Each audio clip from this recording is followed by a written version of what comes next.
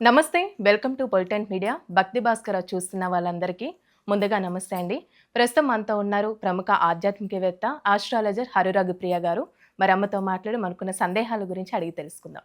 నమస్తే అమ్మ. నమస్తే నాన్న. అమ్మ, ఇప్పుడు మనకి భోగి గురించి అన్నీ తెలియజేశారు. ఆ రోజు ఎలాంటి కార్యక్రమాలు చేయాలని. ఇప్పుడు మనకి సంక్రాంతి, కనుమ దాని అవును. తర్వాతకి. హ్మ్. అయితే సంక్రాంతి అనేది చాలా వరకు అంటూ ఉంటారు పితృ కార్యాలకి ఆ! ఆ రోజు చాలా ప్రత్యేకంగా చేయాలని అంటూ ఉంటారు. హ్మ్. అదేవిధంగా కనుమ రోజు కాకైనా కూడా అవును. కదలదని మాట అంటూ ఉంటారు కాబట్టి ఆ అవును. పండుగల గురించి తెలియచేయాలమ్మా మీరు. తప్పకుండా. అయితే మనకి అసలు ఈ సంక్రాంతి అనేదే కొత్త క్రాంతి అంటే వెలుగు అనమాట. కొత్త వెలుగు ప్రతి ఒక్కళ్ళ జీవితంలోనూ ఉంటుంది. ఎందుకంటే సూర్యుడు ప్రాణశక్తిని ఇస్తాడు కాబట్టి. దాని తర్వాత నుంచి కూడా ఈ సంక్రాంతి అనేది మనకి తెలుగువారి పండగ. హ్మ్. దాంతో పాటు ఒక ఆట విడుపు కూడా. ఏంటంటే, ఈ సంవత్సరం మొత్తం అందరూ కష్టపడి ఉంటుంటారు. అవును. అయితే ప్రతి పండగకి వేరు, ఈ సంక్రాంతికి వేరు. ఈ సంక్రాంతి అనేది ప్రకృతిని, పర్యావరణాన్ని మనము పూజిస్తాము. ఈ ప్రకృతి అంటే ఏంటి? పంచభూతాలు, పశుపక్షాదులు, హ్మ్. క్రిమికీటకాలు, చెట్టు, పుట్ట అన్నిటినీ మనము ఈ సమయంలో పూజిస్తాము.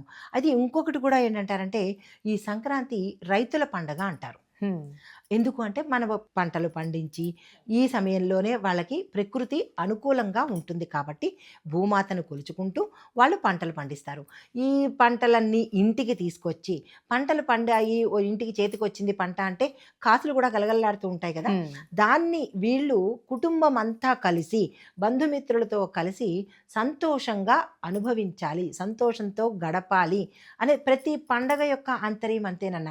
అంటే ఇప్పుడంటే అన్ని పండుగలు మనకి మొబైల్స్‌లో వచ్చేసాయి. ఎక్కడికి వెళ్ళటం లేదు. అవును. దట్టు ఇంటికి వచ్చినా కూడా ఏమనుకుంటున్నారంటే, అమ్మ వచ్చారా? ఎప్పుడు వెళ్ళిపోతారు? అని లెక్కలేసుకొని చలోక్తిగా అడుగుతున్నారు. ఎన్ని రోజులుంటారు? అంటే మనం ప్లాన్ చేసుకోవడానికి ఎన్ని రోజులుంటారు? హ్మ్. అన్నట్టుగా ఇండైరెక్ట్‌గా అవతల వాళ్ళని తొందరగా వెళ్ళండి అని చెప్పడం అనమాట. అట్లాంటి రోజుల్లోకొచ్చేసాం మనము. అయితే ఈ సంక్రాంతి పండగ హరిదాసులకు, గంగిరెద్దులకు, ప్రకృతికి, రైతులకు, పశువులకు కూడా పండగనమాట ఇది. అయితే హ్మ్. ఈ సమయంలో మనకి సంవత్సరం అంతా కష్టపడి మనకి పంట చేతికి ఇచ్చి కష్టపడినందుకు గాను పశువులకు కృతజ్ఞతగా ఈ పంటను మనం ఈ పండుగను జరుపుకుంటామనమాట. అయితే ఇప్పుడు ముందు సంక్రాంతి అనంగానే మనకి గంగిరెద్దులు, హ్మ్. సన్నాయి వాయించుకుంటూ, హరిదాసులు, రావడం. హరిలో రంగ హరి అనుకుంటూ వాళ్ళు మనకి హడావిడి చేస్తూ ఉంటారు. హ్మ్. అయితే ఈ గంగిరెద్దులు, ఈ హరిదాసులు అనేది ఏదో సరదాగా అడుక్కోవడానికొచ్చిన బిచ్చగాళ్ళు కాదు. హ్మ్. ఈ పెర్సెప్షన్‌లోంచి మనము బయటికి రావాలి. వాళ్ళకి తిండి లేక అడుక్కోవడానికి వచ్చేవాళ్ళు కాదు. గంగిరెద్దు అంటే సాక్షాత్తు నందీశ్వరుడు. అవును. హరిదాసులు అంటే విష్ణుమూర్తి యొక్క అవతారాలివి. హ్మ్. అంటే ప్రతి ఇంటికి వచ్చి అడగడంలో వాళ్ళకేదో తక్కువైపోయి అడగడం లేదు. మన కర్మలను, పాపాలను తీసుకువెడుతున్నారు. కానీ చాలామంది ఏం చేస్తున్నారు అంటే, ఇంటికి వచ్చిన ఈ హరిదాసుల్ని "చెయ్యి ఖాళీ లేదు వెళ్ళు వెళ్ళు" అంటుంటారు. హ్మ్. అంటే వాళ్ళ కర్మను, వాళ్ళ తాలూకా చెడును వాళ్ళ దగ్గరే ఉంచుకుంటాం బాబు. మేము బాగా ఇంకా అనుభవించాల్సింది చాలా ఉంది అనుకుని వాళ్ళు ఇవ్వడానికి, సమర్పించడానికి, శరణాగతి పొందడానికి వాళ్ళు హ్మ్. ఇష్టపట్టలేదు. అవును. అలా ఏ గుమ్మమైతే పక్కకు వెళ్ళిరానో, చెయ్యి ఖాళీ లేదనో, లేదు అని శబ్దం ఏ ఇంట్లో అయితే ఉంటుందో, ఈ హరిదాసుల రూపంలో వచ్చిన ఆ భగవంతుడు తదాస్తు అని వెళ్ళిపోతాడు. హ్మ్. మన కర్మలు మన దగ్గరే ఉంటాయి. మన రోగాలు మన దగ్గరే ఉంటాయి. మన చెడు మన దగ్గరే ఉంటాయి. ఇవ్వడానికి ఇష్టపడని వ్యక్తులు ఇట్లా చేస్తుంటారు. అంటే కానీ వాళ్ళు గూడా వచ్చేది సంవత్సరానికి ఒకసారి. ఇంతకు ఒక్కసారి ముందంటే ఎక్కడైనా కనిపిచ్చేవాళ్ళు. ఇప్పుడు కనిపించేవాళ్ళు. వాళ్ళు గూడా ఆ! కనిపియట్లేదు. ఇంకొక చెప్పనా? సరదా సరదా కాదు నిత్యకూర్చొలో చూస్తున్నాము. ఇందాక అనుకున్నట్టుగా ఆహ్, వాళ్ళంతట వాళ్ళు అనేవారు. హ్మ్. హరినామస్మరణ చేసుకుంటూ హరిలో రంగ హరి అనుకుంటూ వస్తూ ఉండేవాళ్ళు. వచ్చేవాళ్ళు. ఇప్పుడు ఆ కష్టం గూడా లేకపోయే వాళ్ళకి.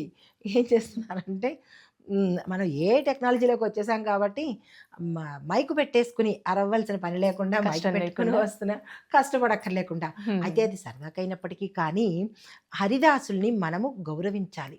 వాళ్ళకి ఇవ్వవలసిన పదార్థాలు కాయగూరలు, వస్త్రాలు, బియ్యము, ధనము వాళ్ళకి దానంగా ఇవ్వాలన్నమాట. దానం అంటే ఏమీ లేదు.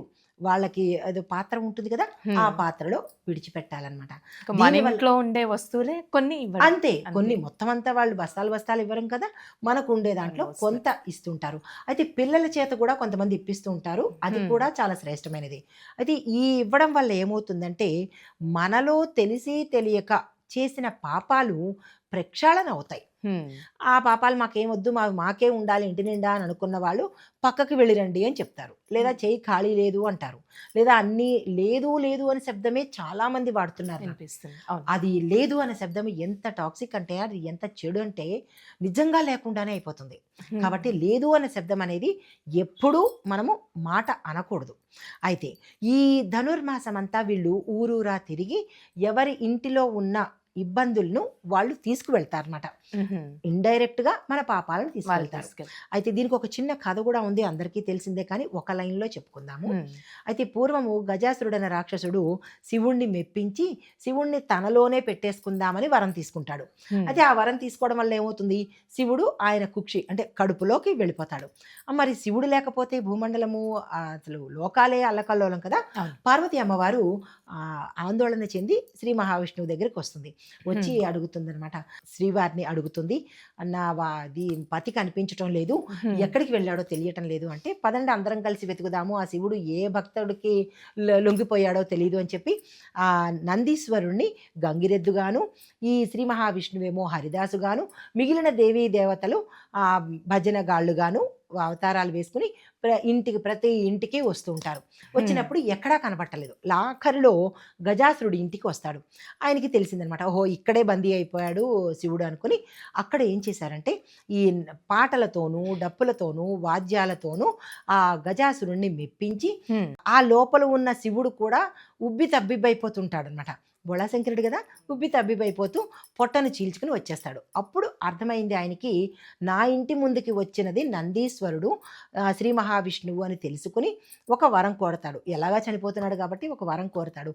ఏమని అంటే గనక, ఈ సమయంలో నేను ఎప్పుడూ నీ చుట్టూ ఉండాలి అనుకుని ఆ గజ చర్మం తీసుకొని కట్టుకున్నది ఒక పద్ధతి అయితే కనుక, ఈ సమయంలోనే సంక్రాంతి అంటే భోగి నుంచి కనుమ వరకు ఈ హరిదాసులు వారికి ప్రతీకగా ప్రతి ఇంటి ముందుకు వెడతారనమాట.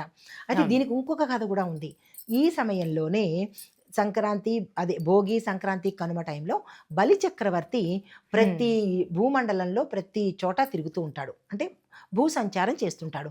ఎక్కడైతే ఏ ఇంటి ముందైతే ముగ్గు ఉండదో ఆ ఇంట్లో ఆహ్, చెడు ఉండాలి అని చెప్పి, అది మన నోటితో అనుకోకూడదు. చెడు హ్మ్. ఉండాలి అని చెప్పి ఆయన శపించడం. దీవించేసేసి, శపించేసేసి వెళ్ళిపోతుంటాడనమాట. అందుకనే మనము భోగి నుంచి కనుమ వరకు ముగ్గులు వేసుకుంటూ వెళ్తాము. హ్మ్. అయితే ఈ ముగ్గులలో కూడా మొదట వేసిన ముగ్గు రథం ముగ్గుంటుంది. రంగవల్లులతో వేస్తారు. చివరిగా కూడా రథం ముగ్గు వేసి దాన్ని తాడుతో కట్టేస్తాము. అంటే హ్మ్. మొదట వేసిన రథం ముగ్గు లక్ష్మీ అమ్మవారిని, మహావిష్ణువుని అంటే ఆహ్వానించినట్టు, లోపలికి లోపలికి వేస్తూ ఉంటారు దాన్ని. ఆహ్వానించినట్టు. ఆ! తర్వాత చివరగా ఏంటంటే ఈ ఇంకా పండగంతా అయిపోయిన తర్వాత ఆ రథాన్ని తీసుకెళ్ళి ఏదన్నా గుంజకి అంటే ముగ్గుతోనే సుమా, హ్మ్. ముగ్గు పిండితో చివరగా వేసేస్తారనమాట. ఈ ముగ్గుకి ఇంత ప్రాశస్త్యం ఉంది దీని వెనకాల. అయితే ముగ్గుకి కూడా ఒక ఇది ఉంది. అంటే ఈ రథం ముగ్గు వేయడంలో ఈ రథము అనేది మనిషి ఈ లోపల వేసే పదార్థాలన్నీ బ్రహ్మతత్వం అనమాట. అంటే దేవుడికి, జీవుడికి సంబంధం ఉంది అని చెప్పడానికి.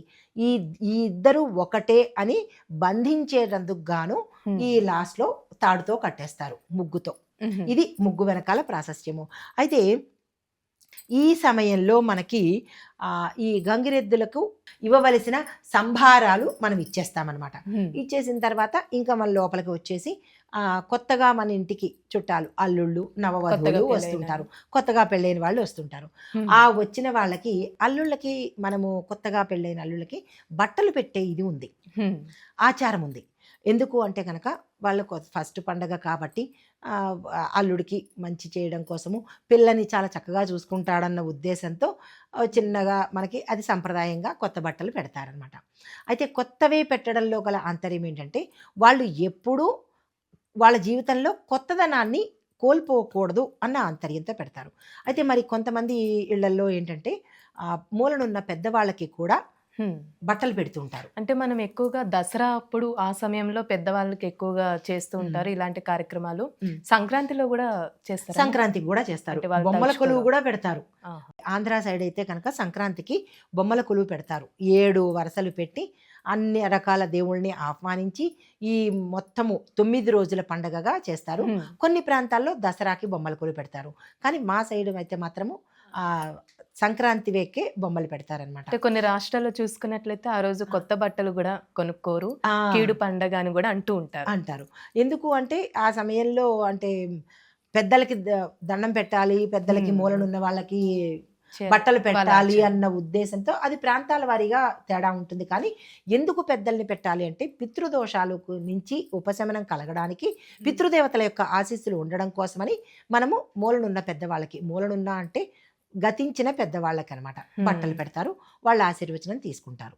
ఇది పెద్దలకి బట్టలు పెట్టే వెనకాల ఆంతర్యం అనమాట. అదే విధంగా ఇప్పుడు బొమ్మల కొలువు గురించి మాట్లాడుకున్నాం. హ్మ్. అంటే పెద్దవాళ్ళకి గూడా పెడుతూ ఉంటారు. ముఖ్యంగా మనకి కనిపిచ్చేది ఆకాశంలో రంగురంగుల గాలిపటాలు. అవును. అసలు ఆ రోజు ఎందుకు ఇలాంటివి చేయాలంటారు? అంటే ఇది ఆచారము అనేది లేదు గానీ, ఇది సరదా పండగ. అంటే ఆ రోజు అందరూ కలిసి సరదాగా గాలిపటాలు ఎగరేసుకుంటే అదొక వేడుక అంతే తప్ప, మన శాస్త్రంలో ఎక్కడా గాలిపటాల గురించి ప్రస్తావన చెప్పలేదు. అయితే ఈ గాలిపటాలు దేనికి ప్రతీక అంటే గనక స్వేచ్ఛకు ప్రతీక. అంటే హ్మ్. ప్రతి మనిషికి కావలసినది స్వేచ్ఛ అని. ఆ స్వేచ్ఛలో కూడా కొన్ని విపరీతమైన స్వేచ్ఛలున్నాయి. ఆ విషయం మనం ప్రస్తావించొద్దు. ఈ స్వేచ్ఛ అనేది ఏంటంటే గనక మన అంతరంగంలో హ్మ్. మనం దానం చేసుకోవడానికి కానీ, లేదా అంటే భగవంతుడిని ధ్యానం చేసుకోవడానికి కావలసినది స్వేచ్ఛ. చాలామంది ఇళ్లలో దేవుణ్ణి పూజించొద్దంటారు. అవును. కొంతమంది ఇళ్లలో ఇప్పటికీ ఆచారం ఉంది. దేవుళ్ళని పూజించొద్దు, దాన ధర్మాలు చేయొద్దు, గుళ్ళకు వెళ్ళొద్దు. అలాంటి ఇంకా ఆంక్షలు, కట్టుబాట్లు కొన్ని ప్రాంతాల్లో ఉందనమాట. అయితే అటువంటి నుంచి ఏదైనా కానీ కట్టడి నుంచి మనిషి స్వేచ్ఛ కోసం అనేది ఒక పండగ సందర్భంగాను, ఏదో ఒక అకేషన్ ఉండాలి కదా! మనము హ్మ్. సంతోషంగా ఉండడానికి ఇది ఈ అకేషన్‌లో, ఈ సమయంలో గాలిపటాలు ఎగరేస్తారు. అయితే ఈ గాలిపటాలు ఎగరేసే దిక్కు కూడా ప్రాధాన్యత కలిగి ఉంది తెలుసా? ఆహా! దక్షిణ దిక్కు గాని, పడమర దిక్కు గాని మనం గాలిపటాలు ఎగరేయాలి. ఎందుకు అంటే దక్షిణ దిక్కు యమధర్మరాజుకి ప్రతీక. హ్మ్. పడమర దిక్కు శని భగవానుడికి ప్రతీక. అంటే వీళ్ళిద్దరు ఆశీస్సుల్ని మనము ఈరోజు తీసుకోవాలనే ఉద్దేశంతో వాళ్ళకి సంతోషం కలిగించాలన్నట్టుగా ఈ గాలిపటాలను ఎగరవేస్తాము. హ్మ్. ఇంకొక చిన్న చమత్కారం ఏంటి తెలుసా? గాలిపటాలు ఎగరేస్తున్నప్పుడు దారం మనకి కొంతవరకే కనబడుతుంది. అవును. ఒక కొంత దూరం వెళ్ళిన తర్వాత అసలు గాలిపటం దారం కనపడదు. పటం ఒక్కటే ఎగురుతూ ఉంటుంది. హ్మ్. అంటే, అంటే నేను తెలుసుకున్న ఆధ్యాత్మిక జ్ఞానం చెప్తున్నాను. ఈ గాలిపటం అనేది మనిషి యొక్క ఆంతర్యం. హ్మ్. మనసు. ఈ దారం అనేది భగవంతుడి మీద శ్రద్ధ, హ్మ్. భక్తి. అయితే కొంతవరకు ఈ రెండిటిని సమన్వయం చెయ్యడం కోసము మనము ఎగరేస్తూ ఉంటాము. కానీ ఇటు ఇటు తిరుగుతూ ఉంటుంది. అంటే ఈ ధ్యానము భగవంతుడి మీదకి మనసు వెళ్ళదు. కానీ ఎప్పుడైతే సాధన చేస్తూ, ఎగరేస్తూ, ఎగరేస్తూ మనం ప్రయత్నం చేస్తుంటాం గదా! ఎగరేస్తూ, ఎగరేస్తూ ఉండేటప్పటికి దానికి ఈ గాలి అనేది, ప్రకృతి అనేది తోడ్పడుతుంది. హ్మ్. అలాగే మనిషి కూడా సాధన చేస్తూ, చేస్తూ ఉండంగా ఆ ప్రకృతి కూడా దోహదం చేస్తూ ఈ మనిషి దేవుడిలో ఇద్దరు ఒకటి ఐక్యమయ్యారు. ఇంక సాధన అవసరం లేదు అన్న సందర్భంలో ఈ దారం కనపడదు. హ్మ్. అంటే దాని అర్థం ఏంటంటే ఇది ప్రాపంచికమైతే ఆధ్యాత్మికంగా ఇంకా దారంతో పని లేదు. అది ఎక్కడికి ఎగరదు. నిశ్చలంగా ఒక దూరానికెళ్ళేటప్పటికి అక్కడ ఆగిపోతుంది. అవును. అలాగే మనిషి సాధన చేస్తూ ఉంటే, ఆధ్యాత్మికంగా సాధన చేస్తూ ఉంటే, ఇంకా ఈ దేవుడిలోకి ఈ జీవుడు వెళ్ళిపోయి ఇంకా ఏమి ప్రాపంచికం అనేది తెలీదనమాట. ఇది ఇంటర్నల్‌గా ఈ గాలిపటాలకు ఉన్న ప్రత్యేకత, ఆధ్యాత్మికత అనమాట. అదే విధంగా ఆ రోజు చేయవలసిన నైవేద్యాలనుకోవచ్చు. ఏ హ్మ్. విధంగా చేయాలంటారండి? ఈ సంక్రాంతి రోజే మనము సరదాగా ఆట విడుపు కోసము కష్టపడి, కష్టపడి ఉంటారు కదా రైతులు పాపం. హ్మ్. గ్రామస్తులు, ఇంట్లో ఉన్నవాళ్ళు అందరూ ఏం చేస్తారంటే ఎడ్ల పందాలు వేసుకుంటూ అంటే ప్రతీదీ ఎప్పుడూ కష్టమే కదా!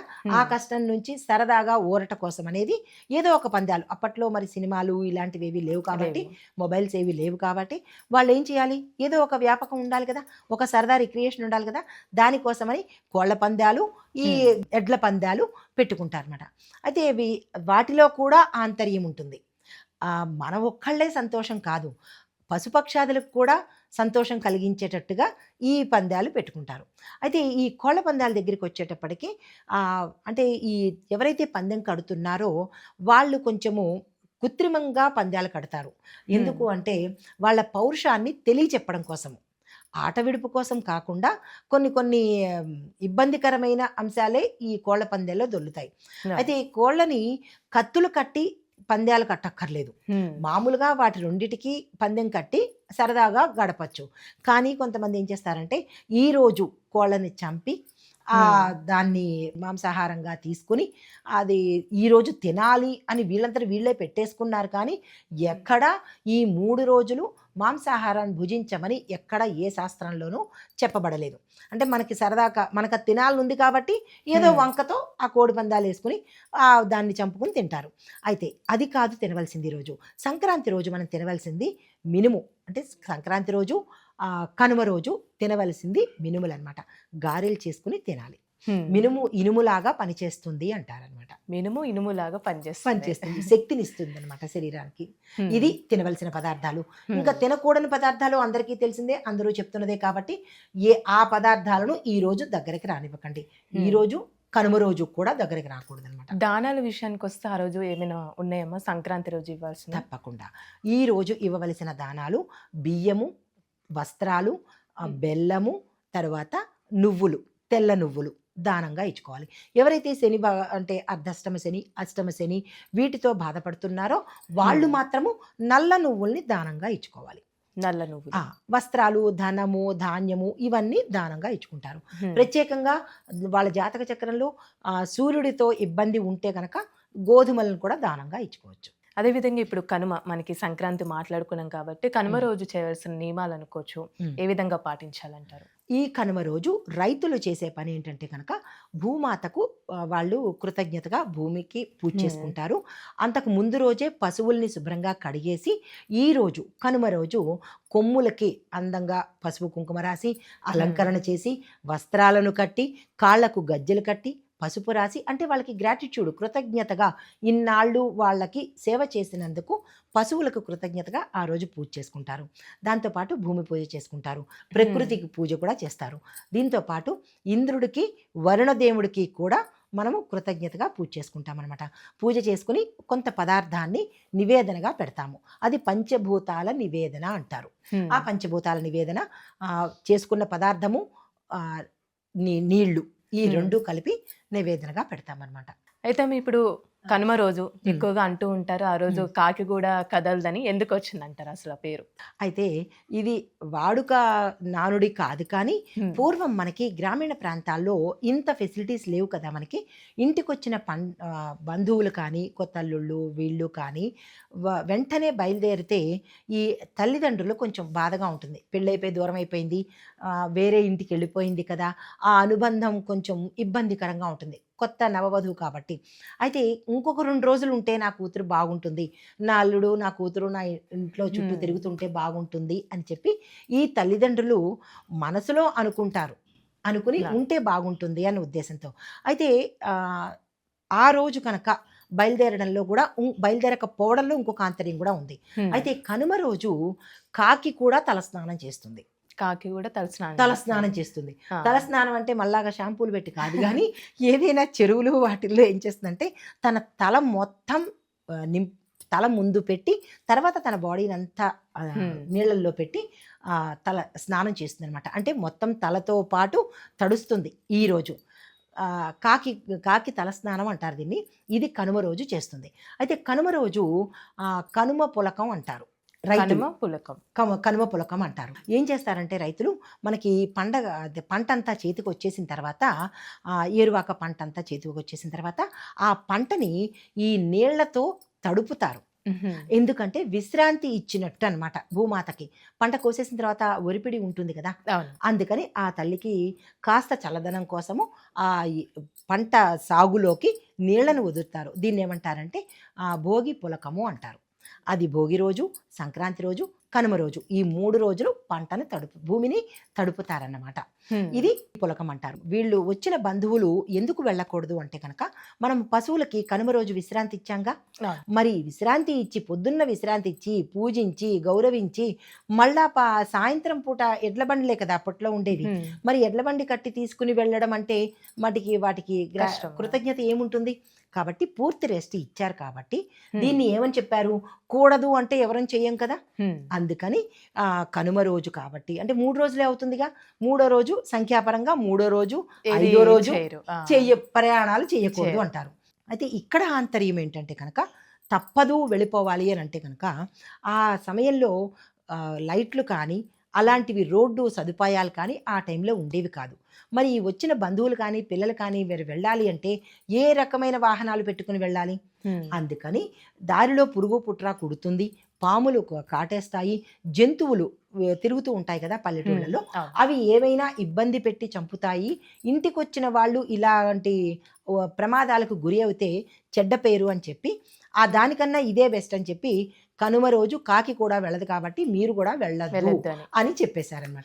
అయితే ఇప్పుడన్నీ మనం సొఫిస్టికేటెడ్గా ట్రాన్స్పోర్ట్స్ అన్నీ ఉన్నాయి కాబట్టి కదలవచ్చు, మనం ప్రయాణాలు చేసుకోవచ్చు.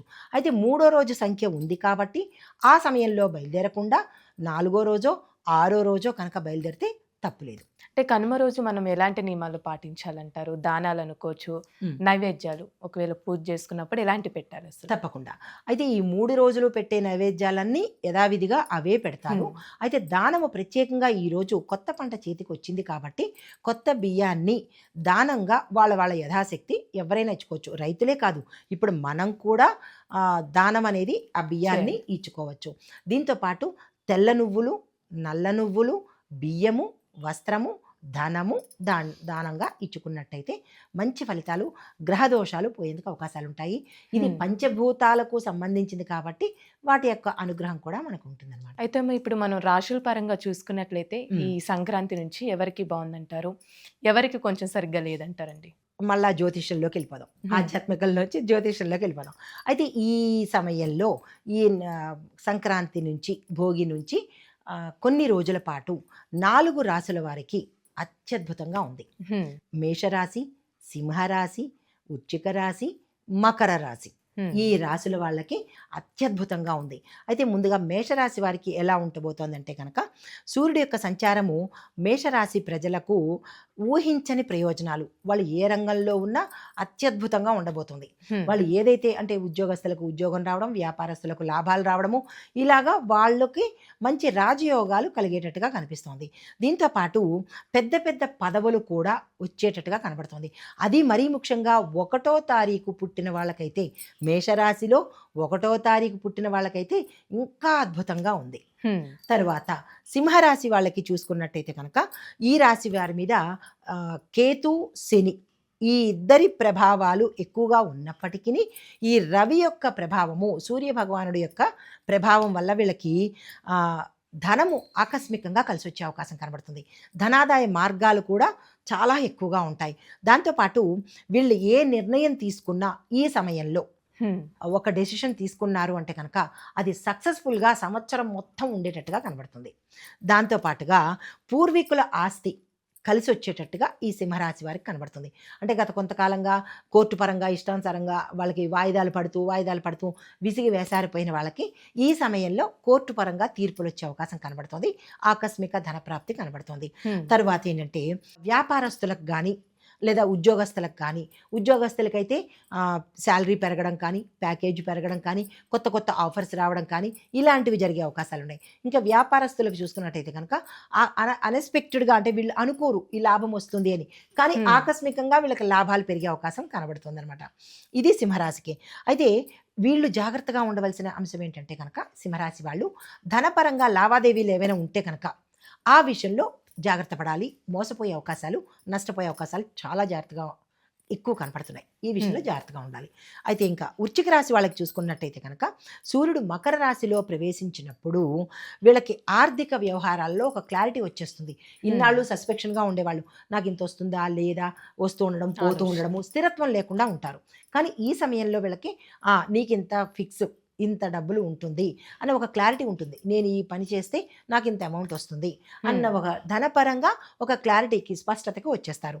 అయితే ఎక్కడైనా డబ్బులు ఆగిపోయినా, ఇవ్వవలసిన వాళ్ళు ఇవ్వకపోయినా అలాంటివి కూడా ఈ సమయంలో వచ్చేసేందుకు అవకాశం ఉంటుందన్నమాట.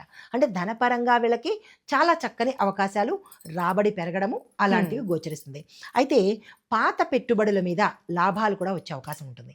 ఎవరైనా ఎగవేసిన వాళ్ళు కూడా తిరిగి తీసుకొచ్చి ఇచ్చే అవకాశం కనబడుతుంది. అయితే వీళ్ళకి ఏదైనా ప్రాజెక్ట్స్ ఉంటే కూడా ఆ ప్రాజెక్ట్స్ సక్సెస్ అయ్యే అవకాశాలు ఉన్నాయి. అంటే ఓవరాల్గా ధనపరంగా వీళ్ళకి అత్యంత అమోఘంగా ఉంది వృశ్చిక రాశి వాళ్ళకి. అయితే ఇంకా మకర రాశి వాళ్ళకి చూసుకున్నట్టయితే కనుక ఈ మకర రాశిలోనే 4 అద్భుతమైనటువంటి గ్రహాల సంచారం జరుగుతోంది. సూర్యుడు, కుజుడు, శుక్రుడు, బుధుడు, ఈ 4 గ్రహాలు ఈ సమయంలో, ఇంకా కొంచెం ముందుకు వెళ్తే అంటే ఈ నెల తర్వాత పంచగ్రహాలు కూడా ఈ మకర రాశిలోనే వచ్చేందుకు అవకాశాలు ఉన్నాయి. అయితే ప్రస్తుతానికి ఈ సమయానికి మాత్రం ఈ 4 గ్రహాలు ఈ మకర రాశిలోనే సంచారం చేస్తున్నాయి. ఈ సంచారం వల్ల ఏమిటవుతుందంటే వీళ్ళకి కొత్త శక్తి రావడము, కొత్త కొత్త అవకాశాలు రావడము, ధనపరంగా, ఆరోగ్యపరంగా, తర్వాత వీళ్ళు ఏ పని సంకల్పించినా సక్సెస్ అయ్యే అవకాశాలు చాలా ఎక్కువ శాతం కనబడుతుంది.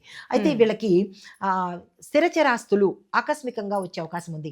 అది భూమి కానీ, ఇల్లు కానీ, వాహనం కానీ, ఇలాగా ఏదో ఒక ఆస్తి వీళ్ళకి కలిసి వచ్చేటట్టుగా గోచరిస్తుంది అనమాట. అయితే ఓవరాల్గా వీళ్ళకి ఈ సంవత్సరం అంతా వీళ్ళు అదృష్టవంతులు అని చెప్పచ్చు. అందులోనూ 1వ తారీఖు పుట్టిన వాళ్ళకైతే ఇంకా చెప్పక్కర్లేదు, విశేషమైన అనుగ్రహం. సూర్యుడు కదా, ఈ సంవత్సరం మనకి 20, 26 కూడితే మనకి వచ్చేది 1. 1వ నెంబర్కి అధిపతి సూర్యుడు. ఇంకా అత్యద్భుతంగా. అయితే అమ్మ, ఇప్పుడు బాలేని రాశుల వారికి ఏదైనా పరిహారం అంటూ చేసుకోవాలంటారా? తప్పకుండా. ఈ 4 రాశులు తప్ప మిగిలిన రాశుల వాళ్ళందరూ సూర్యుడికి, కుజుడికి, గురుడికి, రాహు, కేతువులకి, ఈ 5గురికి పరిహారాలు చేసుకోవాలి. అది మనం జాతక పరిశీలన చేస్తే కొంత తెలుస్తుంది. ఇప్పుడు ప్రస్తుతానికి ఈ 4 రాశుల వాళ్ళకే అత్యద్భుతంగా ఉంది కాబట్టి మిగతా రాశులు గోచార రీత్యా ఈ గ్రహాలకు కనుక జపము, పూజ, దానము ఇచ్చుకున్నట్టయితే కొంత మెరుగయ్యే అవకాశాలు ఉంటాయి. చాలా చక్కగా తెలియజేశారమ్మా. ధన్యవాదాలు. నమస్తే అమ్మా.